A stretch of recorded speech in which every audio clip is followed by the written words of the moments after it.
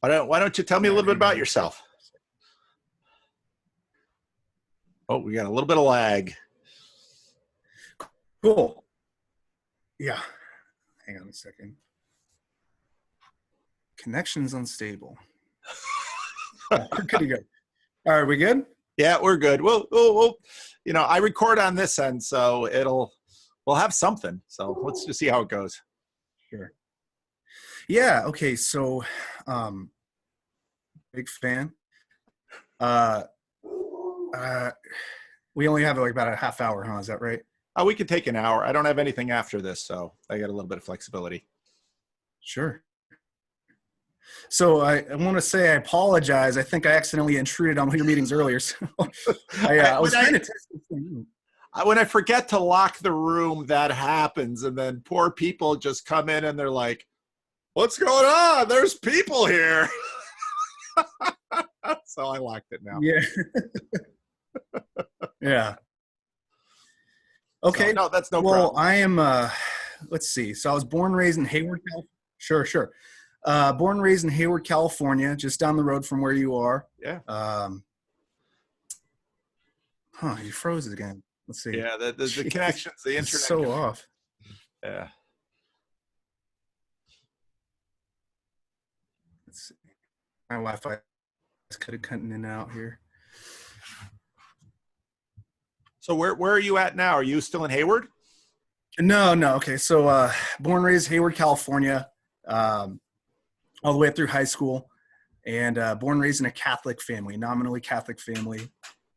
And hang on. Someone's at the door. Sure. Hi. You a pastor? Yes. My name's Mike. Hi, Mike. My wife, Tomoko. Hi, Tomoko. Nice to meet you. I'm on the phone right now. Okay, we'll just leave you some information. You can give us a call later. Okay. Inviting people to a prayer breakfast, non-denominational. Okay. Main focus is blessings, like marriage blessings. Okay.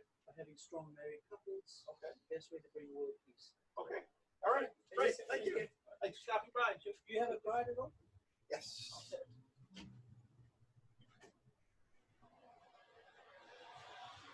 There you go. Thank you, Pastor. Thank you. Bye-bye.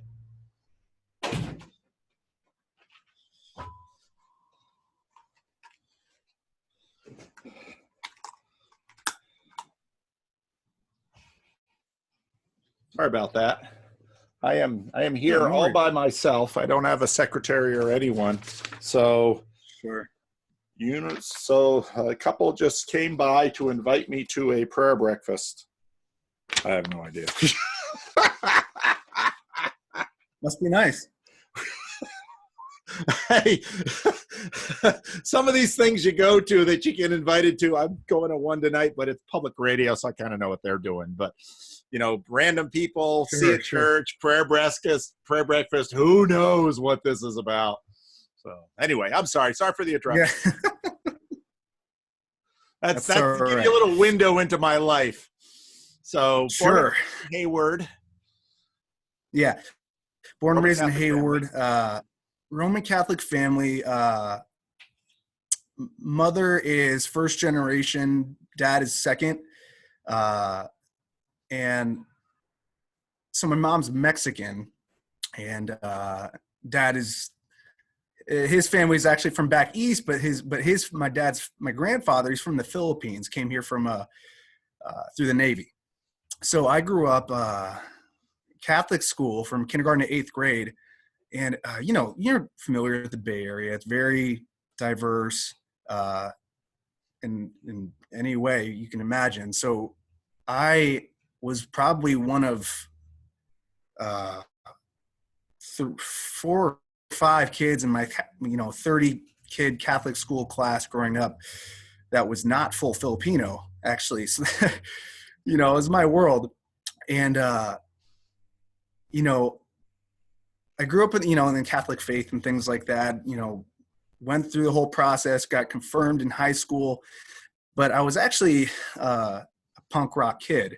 I was a musician in high school and things like that. So although I surrounded myself with rebellious, irreligious people, I was, I kind of had let's split lives and things like that. And I was also an athlete in high school as well. So college, I came out to Arizona State, and totally different landscape. I was really happy to be getting out of the Bay Area and kind of experiencing a different life and things like that. And I actually I became an evangelical, okay, because through various ministry efforts and things like that, I got involved in the campus ministry and things like that. And I'm actually still a part of that church. But I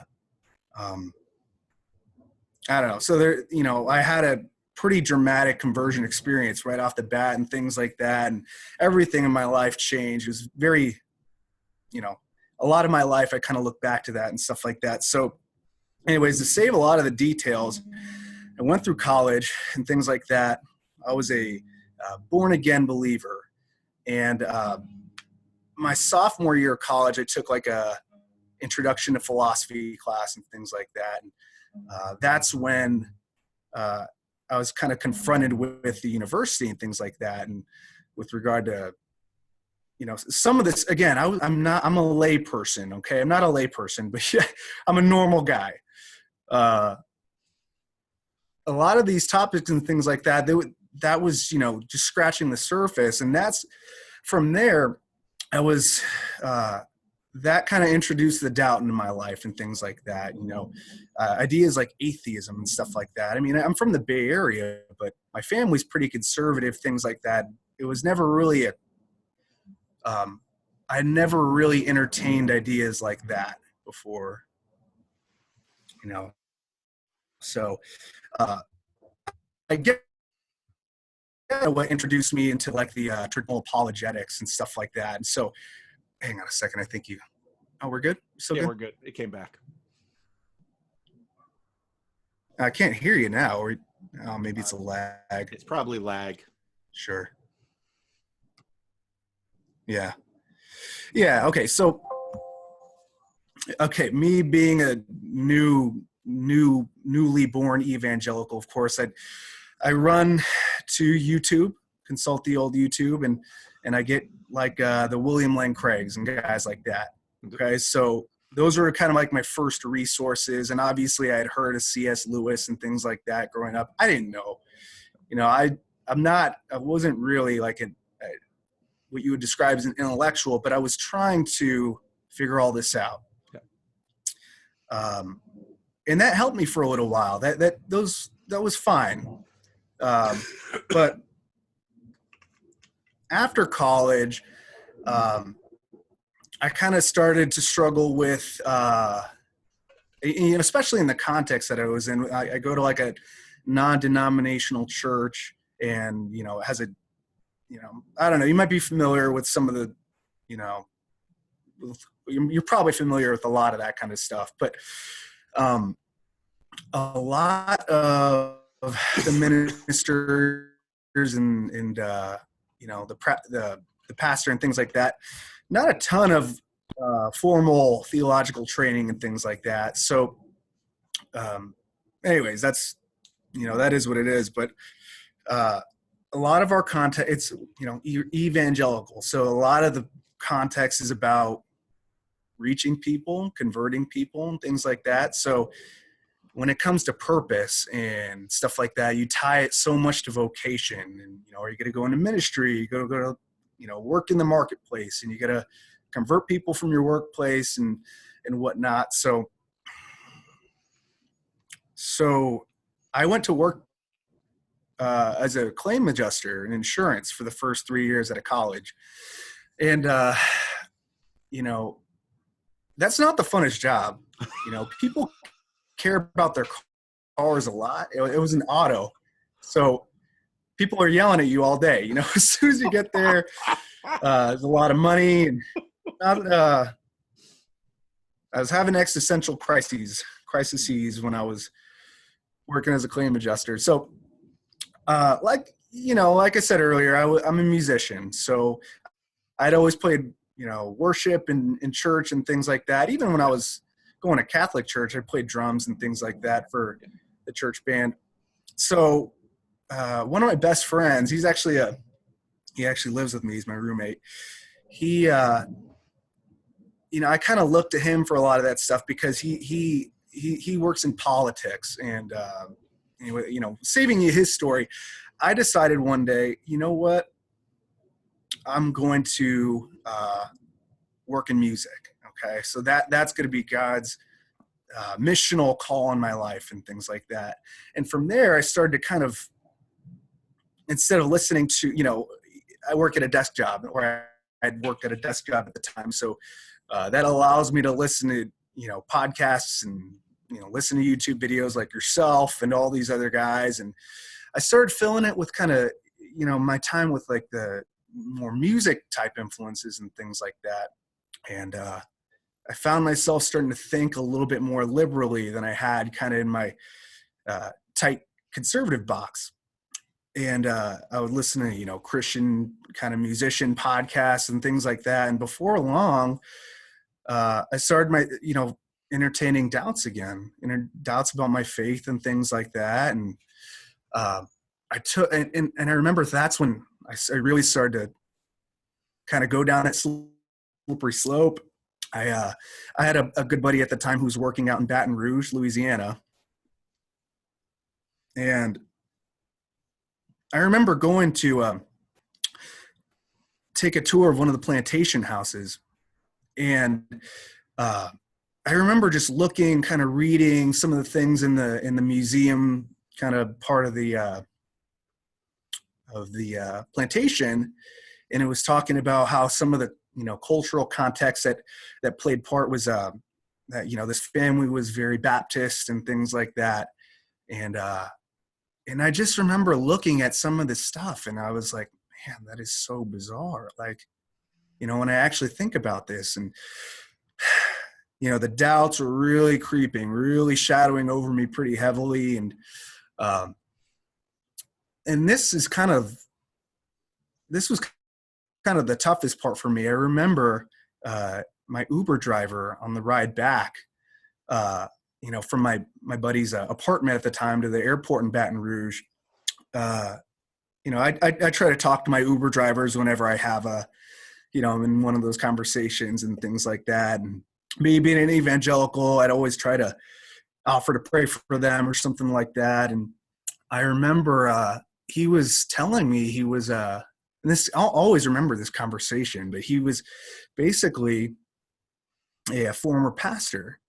And I asked him some of his story, and he basically was telling me how he deconverted from his faith. He told me, I asked him a little bit about his story, and me being the apologetics expert that I was at 22 years old or whatever, I was like pretty cocky about it. I was like, all right, well, I'm going to convert you back right here. Let's talk about it. And on the ride and things like that, he was beginning to tell me that Seventh-day Adventist pastor or something like that. And I know I had learned a little bit about the Seventh-day Adventists and things like that, but he was basically preparing for his doctorate or something, and along the way he just decided he didn't believe it anymore. And I think that really shook me pretty hard in my faith, because I thought, well, how can this guy go anywhere near a Bible and lose his faith? In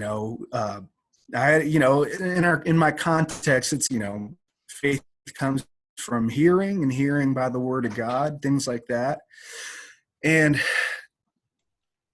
anyways, long story short, I almost deconverted from my faith a couple of times.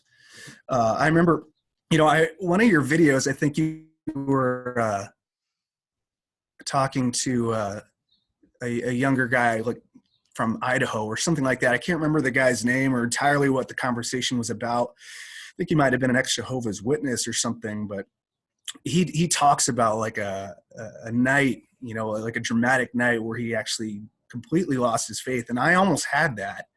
I remember that night pretty clearly in my story. And thankfully, I'm very fortunate. I have pastors that really care about me at the church that I go to. And I was able to call one of them, and he was able to kind of talk me out of my panic and things like that. But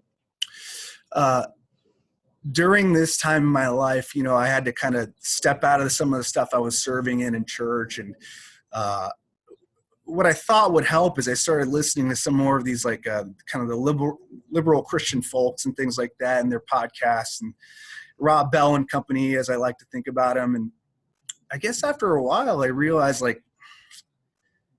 this isn't helping, things like that. And we sell The Meaning of Marriage by Tim Keller at our church. So, all of us being in our young 20s, kind of going to a college-age church, encouraged us to read that. So I did, and I looked back. I read that years before, so I looked back and I was like, you know what?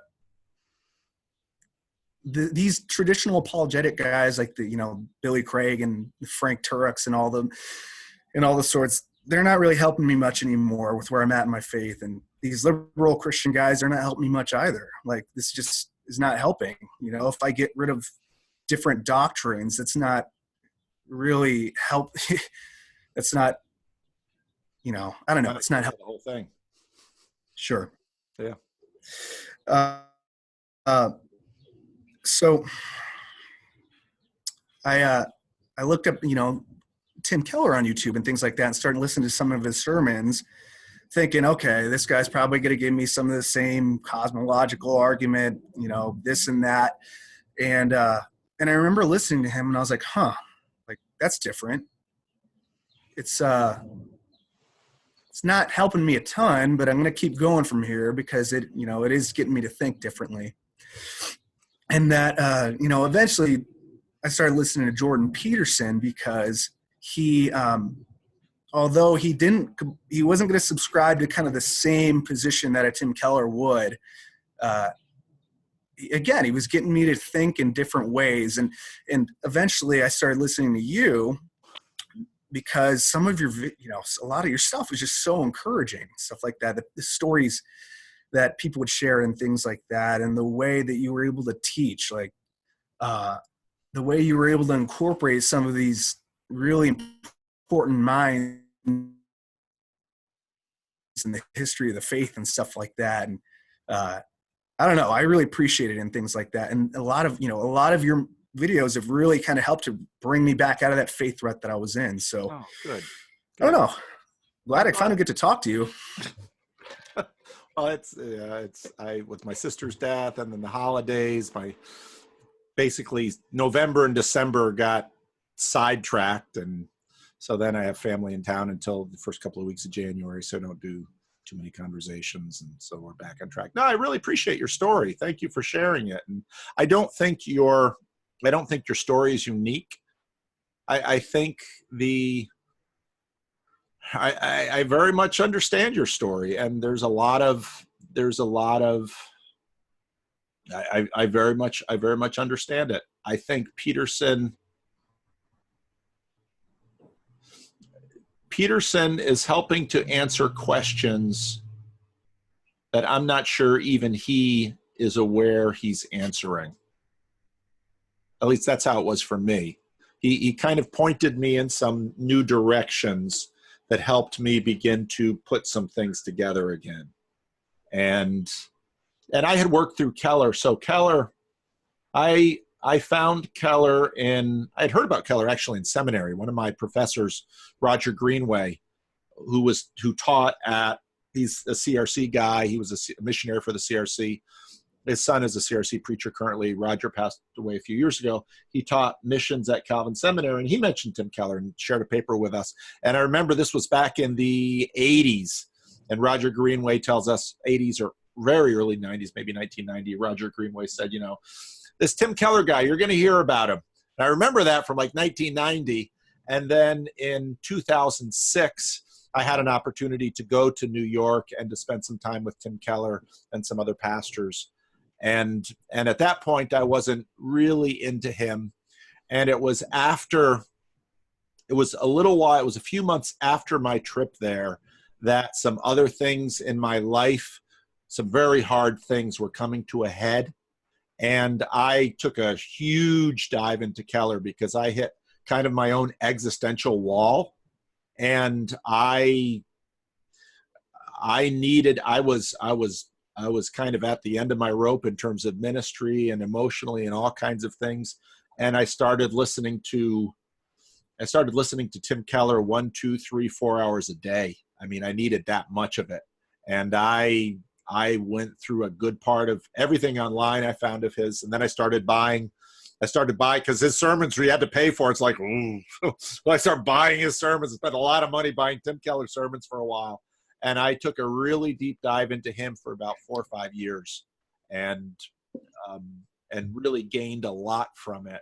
And then after about 4 or 5 years, that was, I was able to resolve some things for myself, and so then I wasn't as into Keller anymore. I'd always keep an eye on him and listen to his stuff now and then, but it wasn't as intense as it was. And then in May of 2017, I found Peterson, and I wasn't in the same kind of needy place that I was in 2006, but then in 2017, Peterson caught my attention, and I didn't quite know why. And then, so that was May. So then I really hit the videos hard from May until November, and then end of November, I made my first video. And so ever since then, it's been recorded on YouTube. So, I think your story is, and one of the things that caught my attention about Peterson was that I had seen people go off into atheism. I'd seen people deconvert and just wander into atheism, or sometimes into more New Age Eastern things. And to me, that had been a one-way street. And so I got fascinated by Peterson, and I was even more fascinated by the people listening to Peterson. So Peterson fascinated me, but it was the connection between Peterson and the listeners that really fascinated me. And because I began to notice people had gone from Christianity to Sam Harris, and they were starting to turn back the other way. And I thought, I hadn't seen that before. That was kind of like a burning bush. That was like, what is that? And that's really caught my attention. And that's where I really began to take a hold of it. And so that's still what I'm working on. And so your story doesn't surprise me at all. And every segment of the church has its strengths and its weaknesses. And evangelicalism can be really good at reaching people, but there comes a point when a lot of people need to deal with some other things, often some things of the mind, some philosophical things, some intellectual things. And a lot of evangelical apologists settle questions, but they don't necessarily give a new place in which to live with those questions productively. Now, the apologists may themselves have been able to, but your experience with apologetics, I don't think, is uncommon.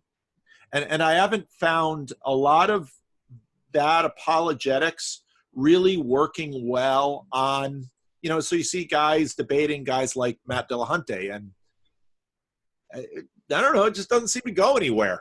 So for me, yeah. Go ahead. No, I think you characterize it so well. And I don't know if it was a recent video, but I was trying to catch up on a lot of stuff over the winter holidays. I went back to Oakland for the weekend. And I think you said something along the lines of like, well, when it comes to like the iron box of naturalism, or the, whatever you call it, steel cage of naturalism, I mean, you hear some of these traditional apologetic arguments and things like that. And when you think within that box, it's kind of like, I just don't buy it. Like the argument's fine, I'll follow it, but like ultimately I don't want to follow it to the conclusion you want to lead me to. I think you just characterize that so well, because in my experience, I even find myself in that box sometimes. Yeah.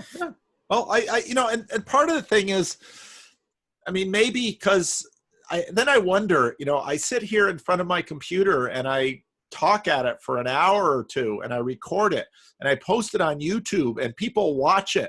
And I'm just surprised anybody watches. And then people say, well, that was really helpful. Then I think, well, why was it helpful? What's going on here? And I'm trying to figure that out because, but part of it is, I mean, the things that you're wrestling with, they're the things that I'm wrestling with. And all my videos are me trying to integrate all this stuff and to wrestle with it. And so I guess it's kind of like real time. Well, here's what I'm working on. So, I hope it's helpful. Here it is. It's not tied up in a bow for you, but it's messy, but that's what I got. So I'm happy to share it if it's helpful. Yeah. But it's, so then I look at the progressive evangelicals. So I did just the conversation I posted yesterday with Jess. I watched that just this morning. That was so good. I resonate with that guy so much because that's like for the first, I don't know, 3/4 of that video, I was like, this sounds really familiar. In fact, I think I'm about to tell Paul the same things. Yeah. Well, and you two aren't the only ones. And part of it is, so in terms of the CRC, which is Conservative Reformed Denomination, Tim Keller is PCA. That's a little bit more conservative than the CRC in that they don't ordain women to office. The CRC does. But the CRC is not affirming of same-sex marriage and some of those things. So it's on the conservative spectrum. And I was always kind of on the liberal end of the conservative spectrum. And so in some ways I had some affinity to people like Pete Enns and a bunch of the progressive evangelicals, let's say. But the more I listened to them, the more I thought, I don't know. Okay, so you're helping some people who are living in an evangelical camp try to resolve some dissonance issues of some issues that are in the culture, gender issues, LGBT issues. You're trying to help them resolve them, but I don't know that you're actually adding anything to the conversation. I think you're just basically saying, okay, well, we'll accommodate to this area, and then we'll no longer have dissonance with the culture. And then people will come to our church. But people don't then come to their church. A church starts waving a rainbow flag and says, we're affirming. It doesn't fill up. Folks on the left, they'll clap. They'll say, yay, good for you. But they're not about to come to your church because what are you really offering them? And well, we're offering Jesus. So then it's kind of, yeah, but and so I watch the progressive evangelicals and I'm watching them and I'm thinking, that's not really doing it either. So we have to, instead of just moving left, what we have to do is dig deeper. What is it? So, and I did watch, I watched the one you did about I think it was the ironies of the unbelieving church where they, it was the woman from the Church of Canada who was in Red of Osper. Yeah. So what is the deal with that? That's a really interesting observation. And I think about that often. Why not? If you are trying to change from the perspective of the church, if you're trying to change to meet or to satisfy the objections of the culture, why is that not yielding results that you intended to? Yeah. Do you have any thoughts on that? Well, I think at some point, part of it is because of secularism. Because, so what's the difference between, let's say, it's Green something or other, Rebel Wisdom keeps talking with him. I forget his name, but he talks about blue church. And that's a great description. So you have blue church, let's say Democrats in America. So then the main line is kind of the Democrats, well, maybe at prayer because why pray? Democrats at liturgy. That's what the mainline church becomes. But what are they actually adding? And see, part of what I'm sure you experienced going from, okay, so you had a traditional Roman Catholic situation and then evangelicalism, and probably part of what grabbed you with evangelicalism was a taste of the living God, and Jesus was at work, and you had a personal relationship, and Jesus was alive in the world, and you're right there in church, and the music is on and the preacher is preaching and people's lives are being changed, and people are giving up their drugs, and people are giving up their alcohol, and people are straightening out their lives, and this is, and Jesus is invading, and it's powerful. And that's the power of evangelicalism. And so it just kind of overwhelms. Okay, so you have that period in your life, but then other things start to creep in. Well, what about, like you said, then you go to college. It's like, and you have some smart professors, and they've got a lot of good arguments, and a lot of their stuff makes sense. And whereas you remember the power and the passion of when you converted and all that was there, but now, this intellectual life. And so then the evangelical apologists rush in and say, oh, no, don't worry, we can explain this. But I don't know.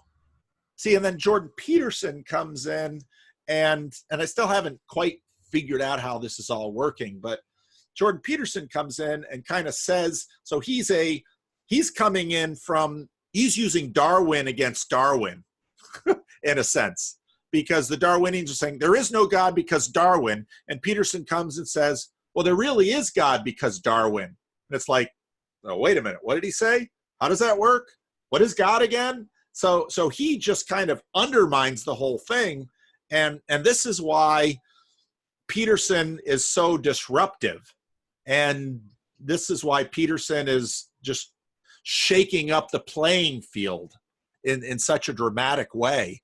And we don't, even Peterson, I don't think any of us know exactly what's going on, but we know something's going on, and we're talking a lot to try and figure it out. That's my theory. Sure. And so, go ahead. Yeah, and I've heard you bring this up in a handful of your conversations, but what is it that's, Peterson does seem to do a lot better with the atheists in terms of getting them to open up the materialist box, or at least getting them to consider it. So why? Or do you have any thoughts on, I know that you've kind of like mentioned it, but like, what do you think it is? Well, he goes back through philosophy. I mean, so if you look at his conversations with Sam Harris, for rather frustrating conversations, because Peterson keeps trying to build the argument and say, okay, Sam, this is what we know. Sam wants to say he's looking at it from a materialist perspective in what I call a monarchical vision. Sam imagines he is seeing stuff directly. So, here's a cell phone. That's just direct. It's just me and the cell phone in an empty room. And Peterson looks at that and says, no, there's way to that, because if you took a cell phone like this, so here's a funny thing. If I were in a room and I left my cell phone in the room and walked out, and you and I knew each other and were paying attention to each other, and I left my cell phone in there, you would see the cell phone immediately say, hey, wait, here's your cell phone. Wallet, even more. Why? Well, a cell phone and a wallet have an existence beyond just what a cell phone and a wallet does. And whereas if I had left my empty water bottle, you wouldn't think a thing of it. But if I leave my wallet or my cell phone, you say, hey, Paul, wait a minute. Don't forget this. There's value there. And this value isn't material. And so Peterson comes to Sam Harris and he says, you know what? The world isn't just a space for objects. It's a forum for action. And this is how he starts Maps of Meaning. This is what Peterson was running through in the Cold War, because he saw the Americans and the Russians. He says, we're putting all of humanity at risk with nuclear annihilation over what exactly? That's a really good question. And so that's why he digs deep into Maps of Meaning. And so he comes to Sam Harris. He says, Sam, the way you're pretending the world is, it isn't really like that. And we all know it isn't really like that for the same reason. If I leave a water bottle in a room, or if I leave a wallet in the room, everybody knows the difference between a water bottle and a wallet. My dog doesn't. My cat doesn't. But every human in the room knows. Why is that? There's more going on here. And you atheists over there, you're not owning up to it. And that argument is powerful, and Peterson is making it persuasively. And here's the crazy thing. We don't even know exactly how he's convincing us, but he is. And he has a handle on something. He knows, he keeps saying what he knows is working, but he probably doesn't even know exactly why it's working. And at that level, we begin to realize life is a lot stranger than we suspected it was. So now so you became an evangelical because boom, God invaded and God was very real. Then you go to university and God seems kind of far off. And the professors with all of their ideas and their skepticism, they're like, those are just psychological tricks. So in comes a psychologist who sits down and says, no, it's really weird. And it's really weird on a lot of levels. And actually, if we follow this materialist frame the way it's going, it leads to this identitarianism, that it's destroying society. That's really weird on levels when somebody comes up and says, I think I'm a girl. And you say, no, Paul, you're 55 years old. You have a penis. You've lost your hair. If you want to dress like a woman, you're going to be pretty dang ugly. And you're going to be pretty frustrated if you want to be a Victoria's Secrets model. That ain't nobody going to play that game, Paul. You're on the edge of delusion. And so Peterson's just kind of come along and saying, that's the wrong way. And we all kind of know it, but we don't know why. And so let's talk about this. And it's happening. And so, and someone would say, why? And I'd say, God.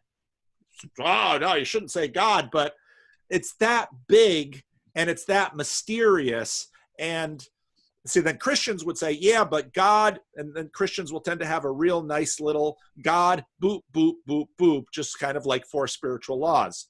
And I would say, yeah, but you know what? 4 spiritual laws, this is a lot longer and a lot more complicated and a lot harder to get our heads around than 4 spiritual laws. Nothing against 4 spiritual laws, and nothing against, my heart was strangely warmed, and nothing against, my eyes, I saw him and my heart was free. All that's true. But when it comes to dealing with the world, we have this strange book that just somehow keeps working for reasons we don't know why. So here we are. And here you are talking to me. So it's patently weird. Yeah, no, definitely. I mean, and I'll be honest, again, I'm not as smart as I think, or as I tend to tell myself that I am, but none of us are smart as we want to be or think we are. Sure. But I can nerd out with you all day. We could talk about so many things, but okay. So, I mean, I want to talk about Calvinism for a second, because I know, again, I'm in an evangelical setting, and it's Arminian, at least, yeah, for the most part, and doctrinally, it's very Arminian. And I've tried my best. I mean, I've had some, Reformed thinking friends or whatever and things like that. I've kind of actually kind of grown like a very strong distaste for a lot of that stuff. But I think you kind of addressed it in like your video about John MacArthur and things like that. And you get into that, but I don't know. So I guess the thing that still kind of disturbs me a bit, I'm very comfortable in my Christianity at this point, but like the deconversion thing, when it comes to Calvinism, that sort of leads me to think of, well, why, God, what's the deal with that? Like this deconversion thing, Didn't you predetermine this man's salvation? What, did you predetermine his deconversion as well? Do you have thoughts on that? Yeah. Well, deconversion is more of a problem for an Arminian than a Calvinist in some ways. Well, maybe it's the other way. Maybe it should be a bigger problem for a Calvinist. Again, there's a video on the internet with Tim Keller talking about this that I've linked to a couple of times, which I think is good. I here's one way to think about it. Again, I reach to the Tolkien Frodo illustration of, what's our relationship with God and agency? Well, is Frodo free of Tolkien? Now, if you were to ask Tolkien would probably say Frodo is free, but Frodo will do things that are in keeping with Frodo-ness. And this is this question about God's agency and our agency is really hard. And it's hard in some of the ways that agency is difficult in a materialist frame. So Sam Harris will have difficulty talking about agency because everything starts from the singularity at the Big Bang and it's just physics from there.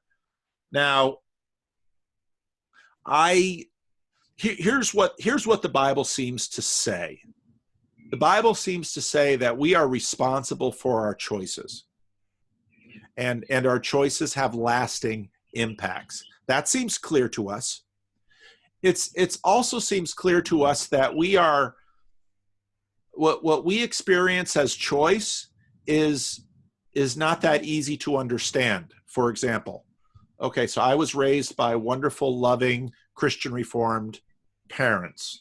Is it a mystery that I'm Christian Reformed? Someone would say, no. You have an easier time understanding the limitations of my agency than I do. So it's not just a question of agency, it's a question of from what position do you look at the agency of another? So now we talk about God and election. And the reason we have this doctrine of election is because it's found in the Bible. And Paul says things like, he chose you from the foundations of the earth. And the Gospels say things about Judas, which are, absolutely breathtaking in terms of, Judas was destined for destruction. And it's like, does that mean Judas couldn't choose otherwise? But then there's Peter, and Peter, on one hand, in one breath, Jesus says, "Who do people say that I am?" And Peter says, "You're the Christ. You're the Son of God." And Jesus says, "You couldn't have said that unless God had revealed it to you." And a little while later in the conversation, Jesus says, "Oh, by the way, we're going to Jerusalem. I'm going to be turned over to the hands of Gentiles, and I'm going to be killed." And Peter says, "I'll never let that happen."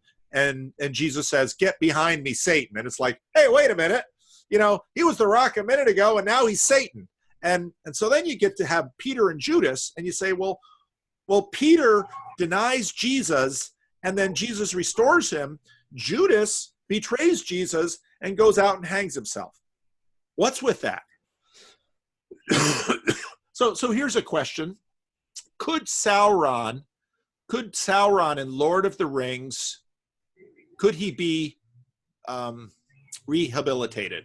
Let's rehabilitate Sauron. I don't know. Maybe it's not in keeping with what Sauron is. So then the question is, well, what are we? Now, and see, I'm not convinced our language finally can actually illuminate all of this. And there's a tale about St. Augustine. If you really want to look at where election and these ideas come from, they come from Augustine. And so they're all within Roman Catholicism too. But they come from Augustine, and there's a probably apocryphal, maybe it's a true story, of some young man comes to Augustine once, and he says to him, I think I'm reprobate. I think I'm condemned for all I don't think I'm an elect. And Augustine says, well, go to a church and get elect. And I think that's kind of the way we have to approach it. With deconversion, people deconvert. And when that happens, we're like, I remember as a child, I used to think, because I'd see people who would leave the church, and my child, they'd leave the CRC, they'd go be a Baptist, like, they're a Baptist now. That's kind of how the CRC was. It's like being a Roman Catholic, and they become a Protestant. It's like, oh no, they're a Protestant now. They've left. And okay. But, and then I said, Lord, why do you let us change our minds? And God didn't answer me at that point, but I think if I were to ask him, he'd say, oh, do you not want to have agency? Isn't that what you want? Isn't that what makes being human human. So I don't know that we can answer these questions, but I do know that election is biblical. I can't paint the whole picture, but it does seem to me that this idea that I'm just sitting here choosing my destiny, I don't think it's quite that simple. Well, I've heard you say this in another video, and this is just off the top of my head here, but, you know, I mean, when we talk about Jordan Peterson, we talk about the, you know, his atheist conversations and things like that. And you know, a lot of the times you'll say, well, not you, but he will say, well, look, you clearly don't live like an atheist. You live as if there's some metaphysical principles governing your life. Okay. You clearly don't live that way. So why are you calling yourself that? So the same way, I mean, I've heard you say this, and, you know, it's like, well, we can't really live as if we don't have any freedom. Why are we, you know, I don't know, why are we calling ourselves Calvinists? Why are we calling ourselves Reformed? I don't know. Yeah. I know those are there's a lot of conversations that go into these titles we place on ourselves within the Christian camp, but I don't know. Tim Keller has a really nice way of phrasing this. And there's a couple of sermons you can find where he talks about this. But he says, on one hand, when you get out of bed in the morning, if you actually believed that the tiniest decision you made was going to be consequential for the rest of your life, to the degree that we know it is, you'd be paralyzed and you'd never get out of bed in the morning. So on one hand, we need to know that, well, you know, I might be choosing my steps, but God is governing my path. As a Christian, we kind of know that. At the same time, if we thought that, well, I don't actually have to exhibit any agency, then we wouldn't get out of bed in the morning either, because, well, I'm just waiting for God to get up and dress me and bathe me and feed me. And, you know, nobody lives like that either. So, sure. And so it's this weird, in my opinion, both and that Augustine story illuminates, that we can't really, but here's the thing for me, that if I have to finally choose between my ability to hold on to God or God's ability to hold on to me, I'm going to trust in God and not me, because God's way stronger than me. And that's finally why I continue on as a Calvinist, because I think what happens, so I knew a guy in my church who had a stroke, and he had a stroke, and so then all he could say, he couldn't really talk after that. About the only thing he could do was cuss. And so if he'd get excited, he'd just say, bullshit, bullshit, bullshit, bullshit, bullshit. And then his wife's like, well, I can't take him to church, because if I wheel him into church, he's going to go into church, he's going to say bullshit, bullshit, bullshit, bullshit. I said, take him to church. You know, just because he says bullshit, bullshit, bullshit all day long doesn't mean we're going to kick him out. He had a stroke.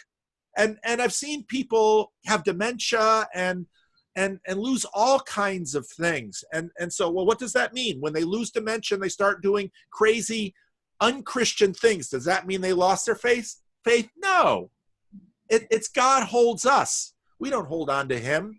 And, you know, if I'm a little kid and I'm with my parent, and let's say I'm going I grew up on the Jersey coast. If I'm going to the ocean with my father and I'm 4 years old and my father's my size, 6'4", over 200 pounds, and we're walking into the ocean together, what's more important, the 4-year-old's ability to grip onto daddy or daddy's grip on him? I choose daddy. That's why I'm a Calvinist. That's how I see it. Sure. Now, I caught bits and pieces of the last 20 seconds. The internet's really not helping me out here today. No. But, you know, I understand that really well. And I feel like I have a good idea of how to kind of balance the thoughts and things like that there. I mean, again, I wouldn't subscribe to Calvinism and things like that. Mostly it's just because, and I think you articulate this so well, but I've really just become, okay, so help me again to understand. I know that you talked about this, like the differences between, okay, so Keller, Reformed, Calvinist and things like that, but he's not the same denomination as you. And again, like MacArthur, Piper, all these guys, all the popular YouTube theologians and things like that in America. So what is the difference? Is it mainly a denominational difference with CRC, or is there actual theological differences? Can you help me understand that? Not a lot of theological differences in terms of so really the differences between the Dutch and the English. So I'm part of the Dutch Calvinist tradition, and they're part of the English Presbyterian tradition. So we have the Belgic Confession and the Heidelberg Catechism. They have the Westminster Standards. So theologically, they're very close cousins. Temperamentally, the Dutch tend to be a little bit looser, a little bit more tolerant. The English tend to be a little bit tighter. Also, a number of those people, not Keller, like John Piper and John MacArthur, they're Reformed Baptists. And so they kind of go off in a different strain. They're English nonconformists. And so the PCA, so the PCA is a split off of the PCUSA. The PCUSA was the large main Presbyterian church. In the modernist fundamentalist split, they split up, and the PCA went a different way. And so it's part of the PCA's tradition to oppose women in office. The CRC opened the door to women in office, so that's a difference between the PCA and the CRC. But in terms of the Calvinist doctrines, that's pretty much the same. But so here's a weird thing about the Dutch. A lot of people say, oh, drugs are legal in the Netherlands, and they kind of are, but they're also kind of not. The Dutch have this tradition of a little bit of weird tolerance that the Presbyterians don't look at. So the Presbyterians tend to be tighter. The Dutch tend to be a little bit more flexible. That's really kind of the difference. But Keller uses a lot of Dutch CRC people like Alvin Plantinga and Nick Waltersdorf, and then some of the old Dutchmen, Abraham Kuyper and Herman Bavinck, some of our neo-Calvinist lights from the 19th century. So Keller has taken a lot from us. And actually, when I met Keller, he said, yeah, you CRC folks, I use your stuff all the time. And, you guys don't seem to be using your stuff to the good effect that we are. So thanks for the stuff, but, you should pick up your game. So, but hey, there's not a lot of Tim Kellers around. Sure. Yeah, absolutely. So how'd you wind up in Sacramento? Well, I was a missionary in the Dominican Republic, and then we came back to the States. And so then at some point I started looking for a church, and in the CRC, there's no bishops. And so pastors are kind of free agents within the denominational fold. And I had a job offer. I'll say drafted by the Sacramento. What's that? You got drafted by Sacramento? I got drafted by Sacramento. I had a job offer in Chicago and a job offer in Sacramento. And so I came to Sacramento. So that was about 21 years ago. Yeah. Well, I mean, and I'm asking because that's sort of in the neighborhood where I grew up and things like that. And man, I still look back, and I'm young, but I still look back at the first 17 years of my life, and I think, man, that was like another world out there. It was. And it keeps changing. I mean, Hayward's changed a lot in 17 years. Yeah. It was a rough upbringing for sure. Yeah. I have a church. We have a CRC church in Hayward, and I have good friends that pastor there and minister there, and it's an interesting place. So, and actually, we had a Filipino congregation in Hayward that merged in with the other congregations. So I know a little bit about Hayward. I get out there now and then. Really? Okay. Well, cool. Well, yeah, and I know we don't have much more time, but I think the last thing that I wanted to ask you about was maybe NT Wright. I know that you're friendly with NT Wright and things like that, and that was a guy that for some reason the kind of progressive, ex-evangelicals and things like that, they seem to be friendly with him too. And I don't know why, to be honest, because from my evangelical perspective, I think, well, what about this is attractive to what you're selling here? I don't know. So can you help me understand him in a Spark Notes kind of way, like you tend to do? Well, Wright Well, Wright is, on one hand, just an off-the-hook, amazing historical New Testament scholar. And so I mean, gosh, if you would go to Amazon and look at all the books he's written, you wouldn't have enough time in your life to read them. I mean, you wonder, how on earth has this guy written all this stuff? So he's an amazing biblical scholar. He kind of straddles the line between the progressive evangelicals and the conservative evangelicals, partially because in terms of boundary marker things, he's not affirming of same-sex marriage. He is open to women in office. So in that sense, in terms of the CRC, he fits the CRC right there.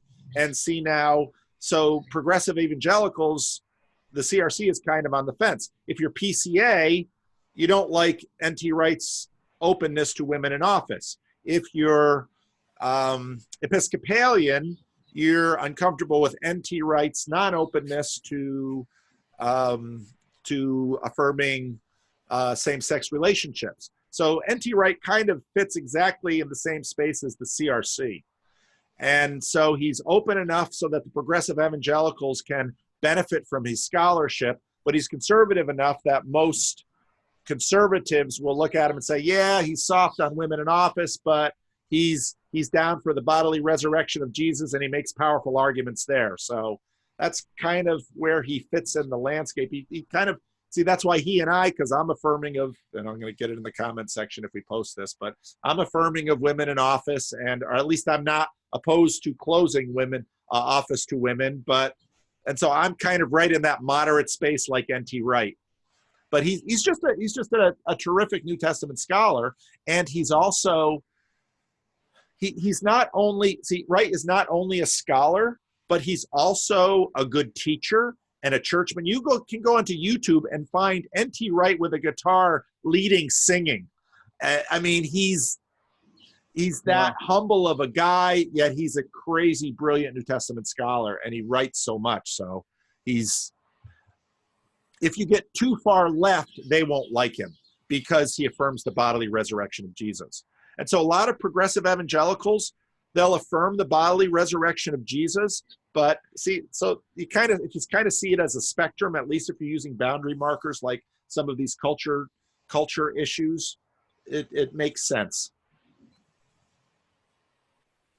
Yeah, and I think that's kind of one of the big projects that for NT Wright that I thought was interesting, that I bothered to listen to, was stuff on, and I'm blanking on the term here, but having to do with bodily resurrection. I think it's soteriology. Sorry, I blanked on that. Soteriology and things like that, the idea of new heavens and new earth. It's not an idea, obviously, it's a doctrine, but for us evangelicals, it's all about, and this is one of the things that I still struggle with, and I'm sure the way you're shaking your head, I know that you know what I'm about to say, but it's about, making sure someone, life is about evangelism. If you're already a Christian, life is about evangelism and ensuring that as many people as possible hear the gospel so that they don't go to hell when they die. And, you've taught me a lot about that way of thinking and things like that. And it's got sort of this Gnostic kind of tendency. NT Wright, I want to read more NT Wright when it comes to that kind of stuff. Let me recommend a book that will help. My quote is long, so I can still hear you, but I got to find the book, and my NT Wright section is over here. And actually, I've been, ever since April last year, I've been trying to get NT Wright and Jordan Peterson to talk to one another, and NT Wright is available and interesting, and Jordan Peterson is interested. This book, Surprised by Hope, I'd say try this one from NT Wright, because I think this is one of my favorite books of his. His new biography of Paul is really good too, but this one lays out heaven, the resurrection, and the mission of the church. And I think this one would probably help, because you're right. Evangelicals are like, we'll get people to heaven. And NT Wright's like, yeah, but that's what, let me tinker that with that language. The goal is actually reconciliation with God and unification of heaven and earth. That's the biblical frame. Now, going to heaven, that's kind of a code talk, and it's not wrong, but unless you understand what heaven is. So this would be the book I'd recommend of NT Wright's on that. Surprised by Hope. Perfect. And it's a delightful book.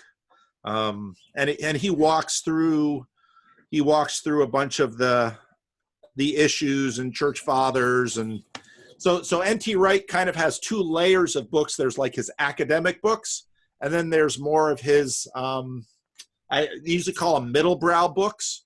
You don't have to know Greek to appreciate it. I'll say it that way. Sure. You do a lot of reading, huh? Yeah, not as much as I used to. Now I'm making videos, and it's cut into my reading time. So Sure. That's just the way it goes. Yeah. All right. So I'm taking a note of that book here. I'm trying to come up with a reading list, and I have some stuff I probably shouldn't have on here, like Resurrection of the Son of God. That's a big one. Yeah, it's a good one, but it's a big one. That's the thing. Those are his. I mean, depending on how fast you read. So Tim Keller had cancer on his thyroid, and he was reading that book when he was recuperating from it, and talked a lot about it, because he said it wasn't until he read that book that he really, for him, that really helped him understand the resurrection. And actually for me, this whole journey into Jordan Petersonism has been really helpful for me to understand the necessity of the physical resurrection, in terms of the ultimate reality is all of the levels. You can take a psychedelic and have this experience of, but your body's sitting there. So that's not all the levels. And if you prioritize some little mystical experience you have over the reality of your body, well, your universe is still split. And what the Bible is about is it's about the reconciliation of heaven and earth. Another good book. Today's book recommendation day. I just did a video with Job, and I was recommending books for him. Sure. Another good book is one I read a few years ago by a guy. I'll share the screen here so you can see the book. Sure. Here it is. A guy named Joshua Ryan Butler, Skeletons in God's Closet: The Mercy of Hell, the Surprise of Judgment, and the Hope of Holy War. And it's about hell and judgment, and a bunch of difficult questions that people struggle with. And he really shows how reframing the Bible as not so much a choice between heaven and hell to the reconciliation of heaven and earth really helps make these issues not what they are for a secular audience. And that's I read this book, I don't know, 4 years ago maybe, but it was really a good book. I like Joshua Ryan Butler. He's a pastor up in Portland, I think. I've never met him or talked to him, but I really appreciated that book. So it's good stuff. Cool. Yeah, I mean, I wish I had hours. Maybe I'll have to bug you about this again. I just have a ton of questions, and you seem to have worked through these at some point in my life, because you were my age once. I was. So, but well, we can talk again sometime. So just keep a list of your questions, and hopefully my list won't get. People are always like, oh, you're gonna have 1 million subs, and it's like, careful what you wish for. If I had 1 million subs, I couldn't have conversations like these. That's what's so rewarding about this. So I actually feel bad for Jordan Peterson, because you get that mob following you and you can't do anything. So if you just have a little mob, well, then you can still have fun conversations. That's cool. Right. Yeah, and I really appreciate that you make yourself available to people in Tempe, Arizona, like me. So, Are you in Tempe, Arizona? Tempe, Arizona. Yeah. So when I came out to Arizona State, I stayed out here. I liked it better than the Bay Area, and mainly because of the conservative upbringing I had. My house was conservative. The world outside of my house was not. So, I'll be honest, it's definitely more comfortable to live here culturally, and it's damn expensive to live in the Bay Area too. I It is. Out of mom and dad's house. Yeah. Well, I'll tell you. I'm gonna point one more thing to you. In Tucson, which isn't too far from you, I get out to Arizona. I like to go to Arizona in the summers because I can get hotels dirt cheap because nobody wants to be in Arizona in the summer. No. And there's a good friend of mine. Let me pull up a picture of him. Here's a picture. So let me share the screen. My wife will kill me, but so what? So that's really dangerous. My wife will kill me, but so what? You say that as a married man? So this guy right here, his name is Rod Hugan, and he's the pastor of a church called the Village Church, and that's in Tucson. So if you're ever in Tucson for a Sunday, look up, it's the name of their website is villagersonline.com, and they're the Village Church, and let's see, there's Rod. They built the church to be like a big. Now, if you think I'm big, Rod's like I'm only 6'4". Rod's like 6'7", 6'8". So he is a giant. And they built the church to be kind of like a large house. And so they have a big kitchen and they do a meal together, and it's just a wonderful church. Rod makes me look small.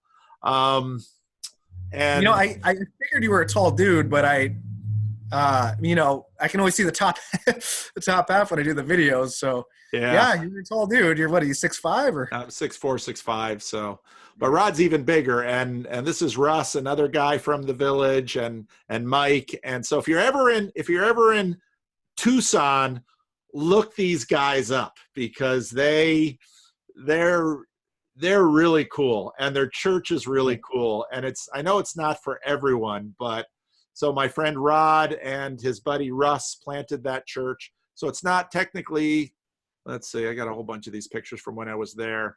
But that was, so if you're ever in Tucson, check them out and say hi and tell them I sent you, because they'll if they know I sent you, they'll welcome everybody. So yeah. Anybody else, if we do post this, anybody else hears this, go visit my friend Rodney. You won't regret it. So sure. I want to do a video with Rod one of these days. I'm never in Tucson. You're never in Tucson? Sure. Okay. Yeah. Well, no, I'm pretty much never in Tucson. I went down there once, maybe 5 years ago, but that's U of A territory, and I don't know, Tempe, Arizona. I tend to kind of stay at the top half of this state. I don't know.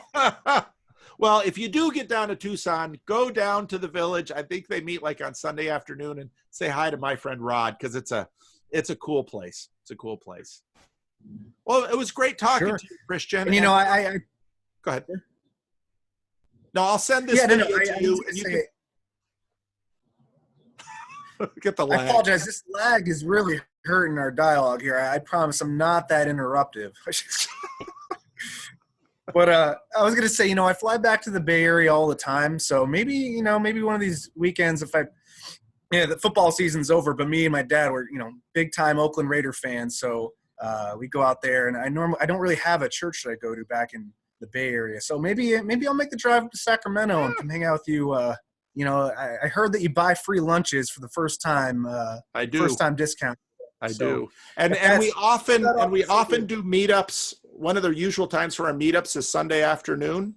So if you're here on a week where we have the meetup, then you get 2 for 1. Then you can see Living Stones, and then you can come to a Sacramento meetup, because some really cool guys there Jordan Peterson. So it's a lot of fun. Yeah. Yeah. So we'll see. We'll have to make the drive up the park. All right. I will send you this video, and then we can decide what we want to do with it, okay? Sure. I appreciate the time, Paul. Take care, Christian. Good talking to Thank you. you. Okay. Bye-bye.